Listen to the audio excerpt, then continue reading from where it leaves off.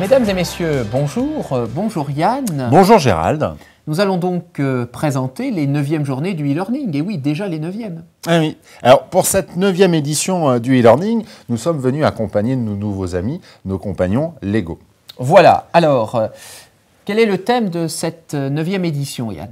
Alors, pour cette 9e édition, nous avons retenu le thème de la démarche itérative des process qualité, les procédures inventées dans le cadre de l'amélioration continue de la qualité et envisager ce que ces dispositifs et ces méthodes peuvent apporter comme plus-value aux productions en matière de e-learning. Alors attention, parce que là tu as dit des choses compliquées, tu as dit itérative. Qu'est-ce que c'est que cette chose?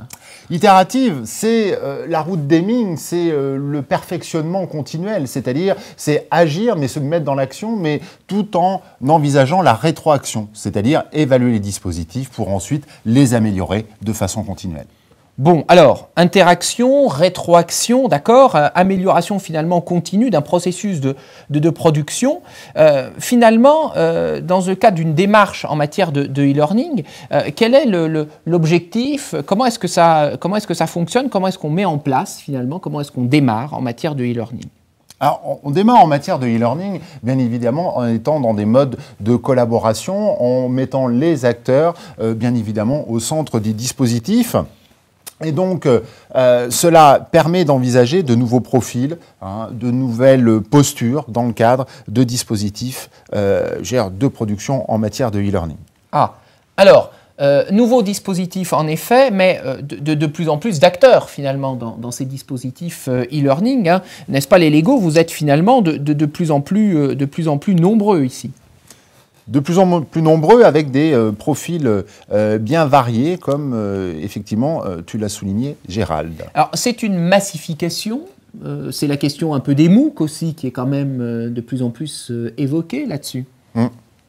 Alors, dispositifs de massification, dispositifs de MOOC qui nous permettent aussi d'envisager de nouvelles perspectives, d'ouvrir sur de nouveaux dispositifs, de nouveaux publics et d'envisager aussi également une internationalisation des dispositifs dans le domaine de e-learning. Et oui, alors on le voit bien ici, notre ami Lego s'apprête à franchir la porte. La porte, finalement, c'est un peu le symbole du cadre traditionnel de la formation et puis on va vers du e-learning dans des cadres vraiment nouveaux, voire même parfois un peu en absence de cadre aujourd'hui.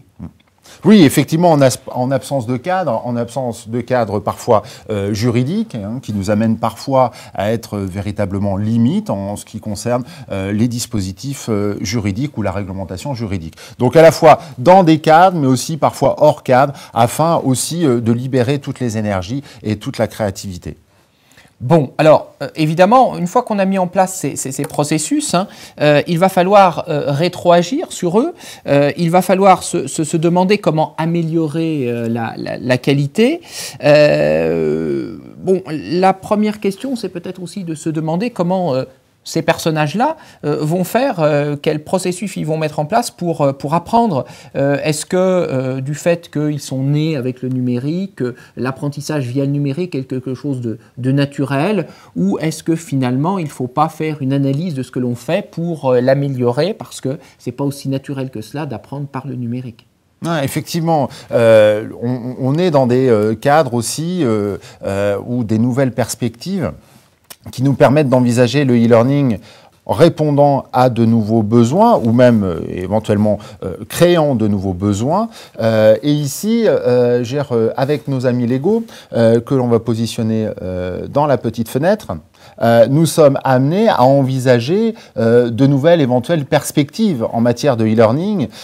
Et puis, comme on parlait de cadre tout à l'heure, toujours revenir, puisque c'est une de nos préoccupations communes au sein des journées du e-learning, sur les aspects juridiques et se poser la question de savoir est-ce que le droit véritablement est adapté à ces nouveaux environnements d'apprentissage.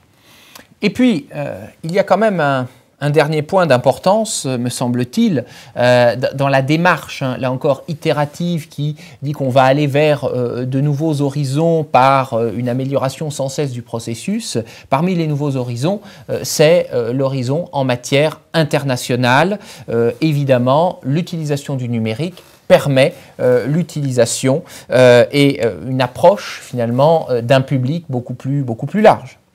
Alors, en abordant cette question de l'internationalisation du e-learning, ça nous permettra aussi d'aborder des questions qui touchent à des rétroactions. Encore, on va reprendre ce terme de rétroaction et de démarche itérative. C'est-à-dire que l'internationalisation des dispositifs en e-learning nous amène éventuellement à revoir les dispositifs en e-learning parce qu'on est amené à s'adresser à de nouveaux publics et peut-être également, éventuellement, de découvrir des normes en matière du numérique, donc des sortes d'invariants, à la fois des aspects que l'on devra modifier en rétroaction et d'autres aspects pour lesquels on mettra en évidence leur caractère invariant. Bon, bah écoute Yann, je crois que nous aurons beaucoup de choses à voir sur cette idée de démarche itérative en e-learning. Nous vous donnons rendez-vous donc les 26 et 27 juin prochains à Lyon pour les 9e journées du e-learning.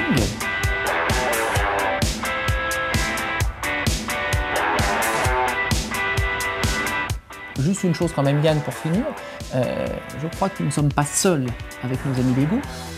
Je crois bien qu'on nous observe et je crois bien que c'est Jean-Paul Moirot qui nous observe. Ah bah on va aller rejoindre notre ami alors, Jean-Paul. Jean-Paul. Tu es là Jean-Paul? Jean-Paul? Jean-Paul?